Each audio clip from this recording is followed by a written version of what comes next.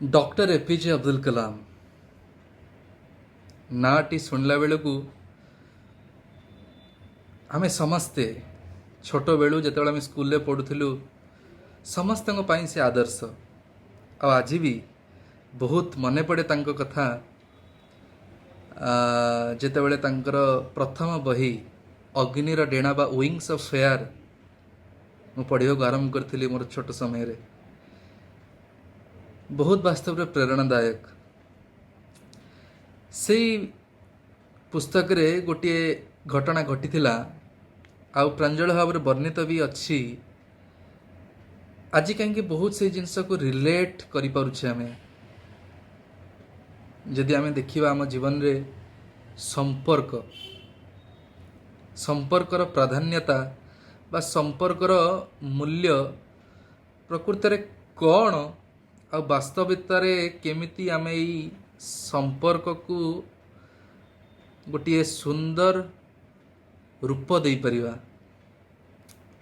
कारण आजिर समाज एते कलुषित अवस्था रे अच्छी जोटी संपर्कर मूल्य केही भी बुझुना किंतु से बही मन पकई दिए से गोटे घटना थिला मु शेयर करने चाहूँगी एपीजे अब्दुल कलाम जो छोट होते घरे राति से बापा सहित मिसी खाऊले तो माँ से दिन कौन कर रुटी टाक पोड़ी देछंदी बापा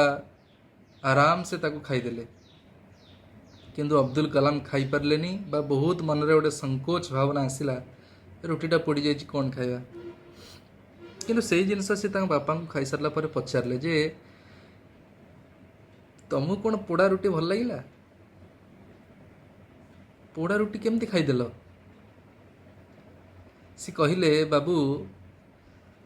तो माँ सबुदिन मत रुटी करिक दिए से रुटीटा भल करिक दिए आज जदि कौन हिसाब रे पोड़ी जाइछि आ मु जदि ताकू आज किसी अपशब्द कहीदे था तो निश्चिंत संपर्क रे फाट सृष्टि होता ता मन रे कष्ट होता तो यही जिनस को जानला पर एपीजे अब्दुल कलाम से लिखुंट संपर्कर मूल्यटा कौन जो एडजस्टमेंट कथा थाए जो